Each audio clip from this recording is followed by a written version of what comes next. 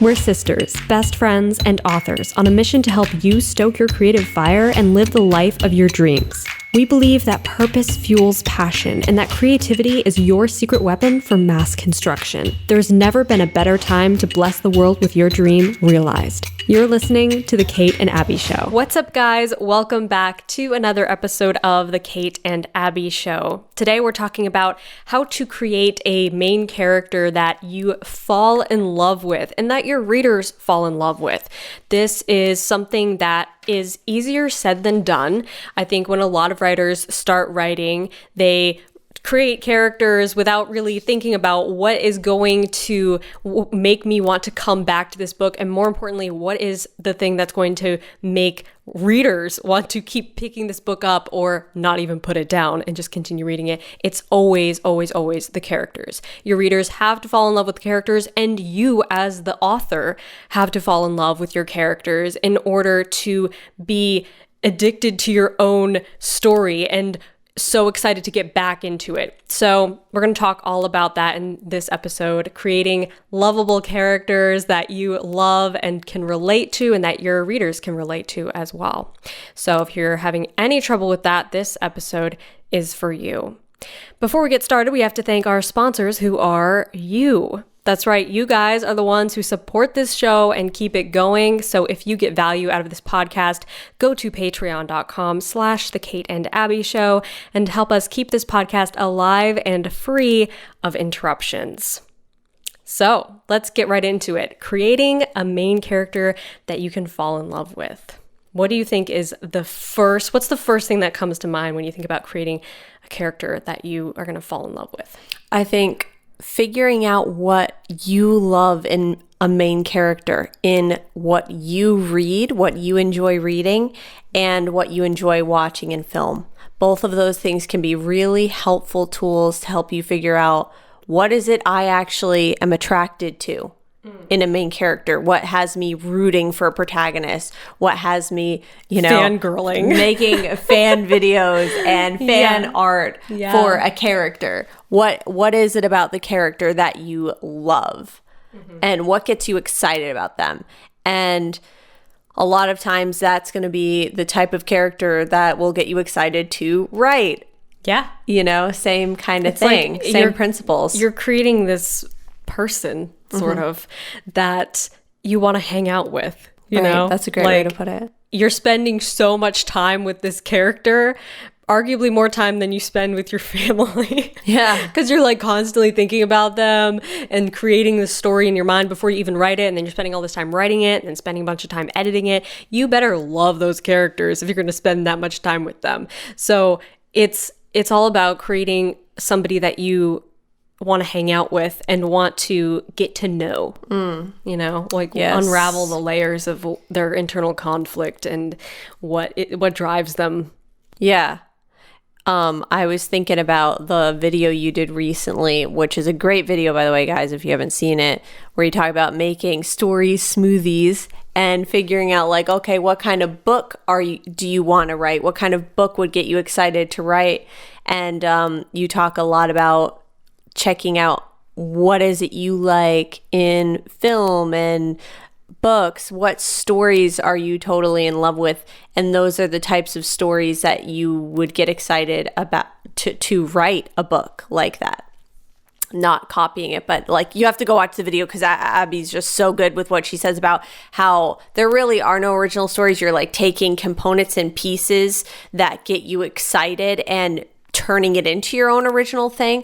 And I think the same can go with characters specifically, because if you're writing about a character that you can't relate to at all and you don't jive with them, or you're writing like the opposite of your personality, it can sometimes be like, why can't I get into this character? Now you might be saying, well, I'm writing a villain, so of course I can't relate to them. Yes, but even though you can't relate to like what they're doing, they should have some form of internal conflict that you'll be able to connect to. Exactly. Right? Yeah. Because all villains in books could have been a hero at one point. So they have those same internal workings. They have the emotions. They have the internal conflict that the hero has, just about something different. So you should be able to some extent, connect with the internal conflict of your character, of your protagonist. So if you are writing a protagonist that has some sort of personality or lack of internal conflict, so that you were like, I just really can't relate to what this personality is like, then you might not be as excited to write that character. Yeah, totally. That's something I think I said a long time ago in a video that I can't even really remember what it was about. I think it was about like figuring out what to write next, and the process that I go through to figure that out. And I was talking about characters, and what makes me want to write a character is figuring out what makes them attractive and what makes them relatable, to me specifically. And if a character is not attractive, I should say a protagonist, if a protagonist is not attractive and relatable to me, I'm not really excited to write about them. Certainly not from their perspective, because it's all about creating that character that you are personally interested in hanging out with and getting to know and unraveling the layers of their internal conflict. And I love what you said about villains, that they could have been the hero of the story, and they really see themselves as the hero of their own story. And that's a really interesting, like, complex conflict to unravel and untangle in your story. And that's one of the reasons why most villains in stories have better internal conflict than the heroes of a lot of stories, because a lot of times we fall into the trap, we as writers fall into the trap of creating heroes that are just like perfect. No internal conflict, no mistakes, no misbeliefs, no issues they're dealing with. And that ends up being unrelatable, because we're all human. We have to be able to relate to human struggles. And human struggles always come from misbeliefs. Right. And all of our actions, all of our behaviors stem from misbeliefs, or from beliefs rather. Some of them are misbeliefs, and some of them are true. But taking your character on that transformative journey is what makes a story memorable. Exactly. So I think when you're figuring out, okay, can I not write this character because they're the opposite personality? Maybe they're like a super, I don't know, like just someone who's totally opposite. Let's say you're like a super outdoorsy person, and you're writing about someone who loves like shopping in malls and poodles and pink scarves and stuff like that. And you're like, I can't relate to this person at all. Okay. That's fine, but that's like the external layer. So is it possible to fall in love with a character who's not really your personality type? Yeah, absolutely. But the internal conflict that they have, you have to be connected to there. Because if you don't have that, and you just have someone who's like, oh, well, I don't even really, I'm not like this person at all, that's where you're not going to have that connection that's so important and so necessary to fall in love with writing that character, and for you to look forward to writing that character. Yeah. And that's how you can actually really enjoy writing villains as well. Because, you can't relate to someone who's plotting evil things, I would hope. but I love writing villains. Why do I love writing villains? Because the internal conflict is usually like through the roof, and it's addictive. The internal conflict is what is addictive. So it doesn't matter at all what type of character they are. If they're a villain, if they're a hero, if they're a sub-character. The internal conflict is what's going to make that character not only addictive to you, but addictive to your reader. Exactly. That's so true, and that's what makes your reader fall in love with them, is seeing that conflict, seeing what drives them. Something you said earlier, I can't remember what I was going to say about it, but creating the internal conflict and how that's the only thing that makes them relatable, really, is not the specific conflict, but the fact that there is conflict. Yes. The fact that they have a desire, a goal, but they also have a fear that's holding them back. They have a misbelief that trips them up all the time. That clash of that like inner war is the thing that everyone alive can relate to. Because like you were saying, not all writers and not all readers can relate to a certain type of character. And if we could only relate to a character because of their hobby and their job and their life and their personality, then it would be very difficult to find books that we like, right? It'd be very difficult to find a book that has a character just like me, as far as my personality and what I do all day and what I enjoy doing for hobbies. So that's not it then. It's not just like, oh, this character is, they do the same things I do and they have the same personality. That's not what makes your reader addicted to reading about them and fall in love with them. What makes your reader fall in love with them is seeing that they struggle with a desire, a fear, a misbelief, and that they're always like at war with themselves, trying to get this thing that they think will make them happy, but that it's not actually going to make them happy. And watching them go on that journey and have that transformation, that is what we are subconsciously searching for all the time. Yes. When we open a book or when we start watching a movie. And if we don't see it, then it loses our attention. But if we do see it, it grabs us, pulls us in, and we are there for like the whole ride, no matter how far that ride goes. Exactly. I was recently looking at an article that was going through data-based like results of like polls of who was the most favorite Marvel villain. And I'm like, oh, this is interesting because, of course, it was Loki. And I thought that's so interesting because the reason why that is, and they probably don't even realize this, is internal conflict. Yeah. Because a lot of the other villains, we don't know why. Oh, I'm evil. I want to take over the world.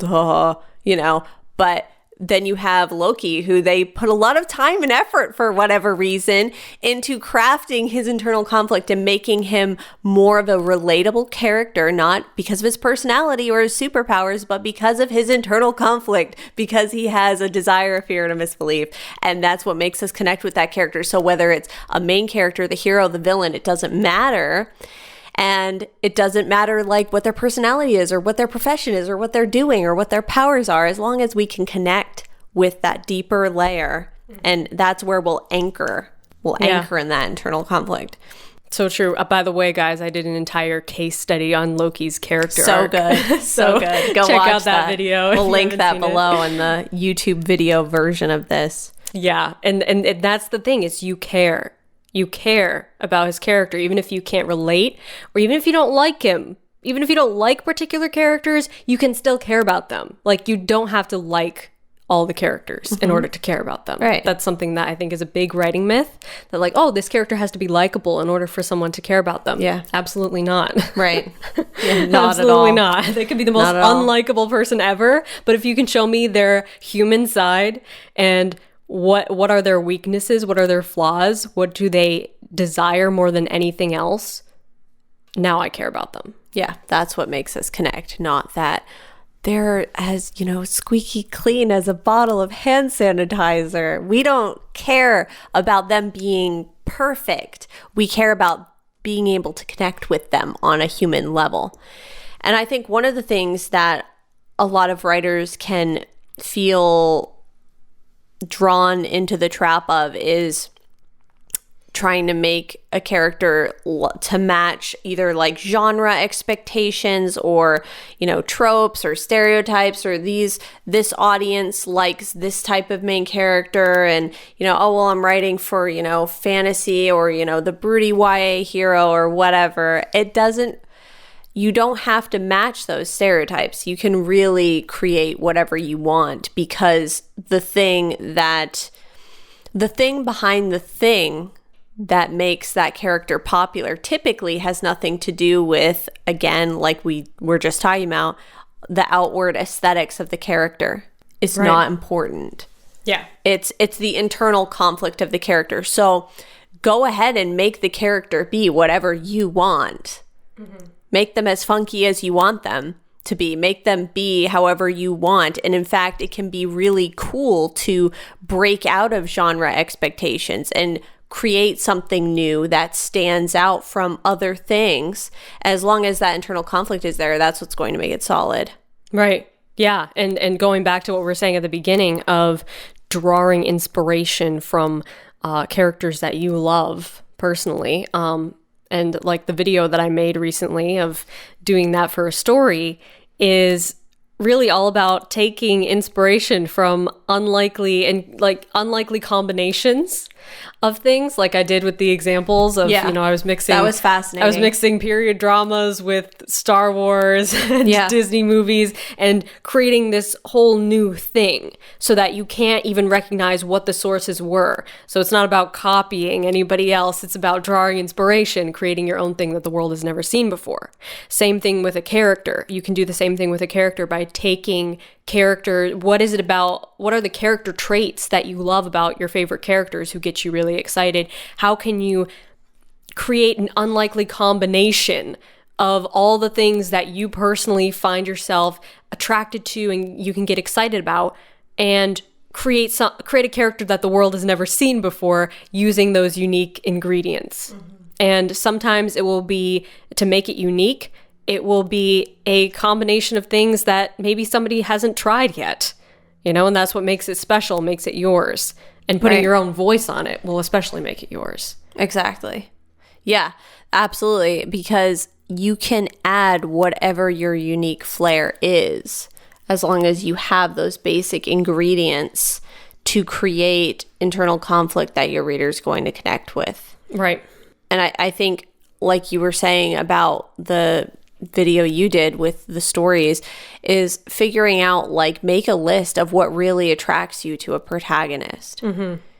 And study those things. What is it that gets you excited about a main character? Because it's going to be different for everyone. And look for patterns too. That's like my favorite thing to do when I'm studying stories or anything, is looking for patterns. Like, okay, I'm going to list out all my favorite characters that I get really excited about. And what are some of the traits that cross over? Or what are some of the things that you notice, like all these characters always have this trait about them? Like, one of the things I noticed about stories that I enjoy writing is that if they don't have some kind of comical element, I do not enjoy writing it. Like, wow, it has to have some sort of, it doesn't have to be like, silly or anything, but like, has to have wit. Wit and like some sort of comedic element, or else it will not be fun for me to write. And, some people hate writing that. So it's totally a preference thing. And I've just found that about myself. I'm like, this has to include some sort of wit, even if it's like in dialogue or just in narration, how my character processes things. They can process things and think about things in a little bit more of a satirical, funny way. Anything that makes it more fun for me to write. So I think that's important, and that'll be different for everybody. It's important to sit down and figure that out, get to know yourself as a writer, and what you love, because there are tons of readers out there who love the same thing. Yes, there are, for sure. And I think figuring out what your favorite things are about main characters that you're like, that's my favorite character. That's my favorite hero from a story. Why? And actually think about that and write out those reasons, because most of the time, I think if you ask someone, why do you love that main character? They probably wouldn't be able to succinctly give you a list of reasons why. They'd be like, because I love how, like, they are like this, or maybe a personality trait, but yet it goes deeper than that. Mm-hmm. And when you really start thinking about it, you notice, probably, like you were saying, commonalities between, okay, a list of favorites, there are things in common that you're attracted to. Figuring out what that common denominator is going to help you in crafting your main character. Yeah. And bringing your own personal experience into it as well. I think when crafting internal conflict and coming up with what is the inner struggle that my character is going to deal with, there are, of course, endless combinations of things that your character could deal with. But writing from at least some level of experience in whatever your character is going through will help you immensely, I think, in finding and seeing yourself in your character, and being able to give your story that personal touch that nobody else can, because you likely are writing about a theme or a message that means a lot to you, something that you have personally had an aha moment about, or had a big idea about that you want to share with the world. That's why you're writing a story. That's why you're concerned about making your story matter. That's why you care about sharing it with the world. So figuring out what is that thing, what have I personally experienced in arriving at this big idea or this aha moment, and how can I weave my own personal journey and leave my fingerprints on this character, so to speak, and their journey, and make it feel that much more personal because I know what this feels like. Right. In a way you are that character. Yeah. You know? Exactly.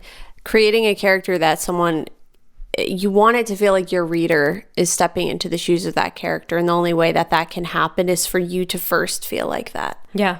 I think is really important. Yeah. Not to say that you can't write characters with different personalities from yourself, because you absolutely can and should.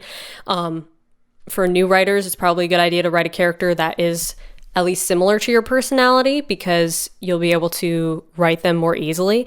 But I think as you write more, it's part of the fun to be able to step into different personalities and different characters and see the world through different perspectives, and challenge yourself to be like, okay, well, how is this character going to see it differently than how I see it? Right. And that's part of the fun of writing. It is. Exactly. And when you can connect on a deeper level with that character, that's why it really doesn't even matter, like the external elements. Like, I've written from the point of view of, guys, girls, animals. And it's like, as long as the internal conflict is there, it doesn't matter if you're writing from the point of view of, a dragon, a dog, someone that you're totally not like, so it doesn't even matter, as long as, that's why, like, when people ask, like, oh, what about writing different point of views, genders, whatever, the internal conflict of the individual person is all you need to pay attention to, and that can be whatever you want it to be. Yeah. You know what I mean? So you can really step into that role, step into those shoes, and make the internal conflict something you connect with. Yeah, exactly. That's that. At the end of the day, that is the only thing that your reader is going to be able to relate to, and going to pull them into your book, into your story, and keep their attention, hold their attention. That is the only thing that has ever held my attention. Yeah. When I'm engaging with story, is how relatable are these characters to the point of what are they struggling with internally. And like you were saying, it doesn't matter if it's somebody who is like you, or if it's an animal or an inanimate object. I've always thought that about Disney movies, Disney animated films, Pixar movies, and how, like, Pixar movies have like a reputation for making people cry, right? And really getting really emotionally involved in Pixar. A lot of Pixar movies are about inanimate objects or animals. So how is it that we relate so deeply to these animal characters? Right. Internal conflict, and creating the characters that, having these characters have something deeper about them, something below the surface, something that they're internally struggling with. Yes. And it doesn't matter who they are, what they look like, or how much they are similar to you.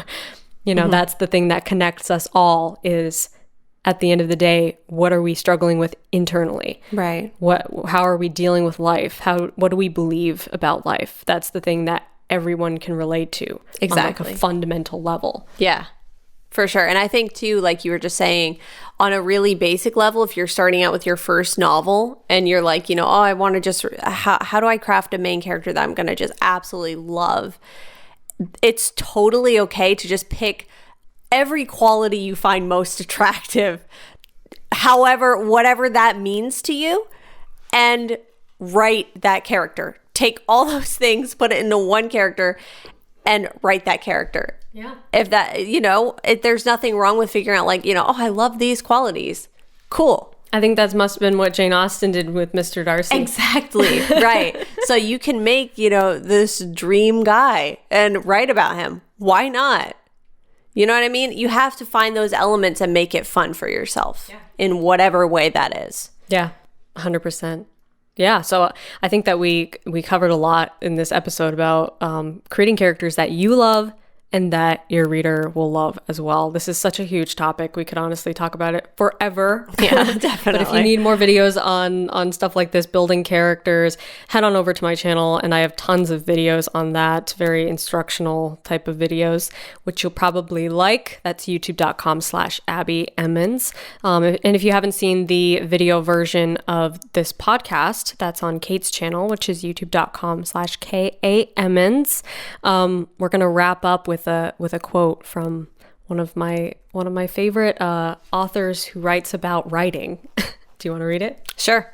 So this is by Lisa Cron, and she said, "Remember, when we're lost in a story, we're not passively reading about something that's happening to someone else, meaning it's happening to us. We're that character. We're in their shoes. We're experiencing it, and that's where the connection is so important, the connection to that character's internal conflict." So true. I love it. Story Genius and Wired for Story are two excellent books on writing. Highly recommend them. So, thank you for watching or listening to this podcast. We so appreciate you. If you liked this episode, give us a nice rating or a thumbs up if you're on YouTube. And thank you again to our amazing patrons who make this show possible. If you get value out of this podcast, go to patreon.com/The Kate and Abbie Show and help us keep this podcast alive and free of interruptions. Until next week, Stay stoked and rock on.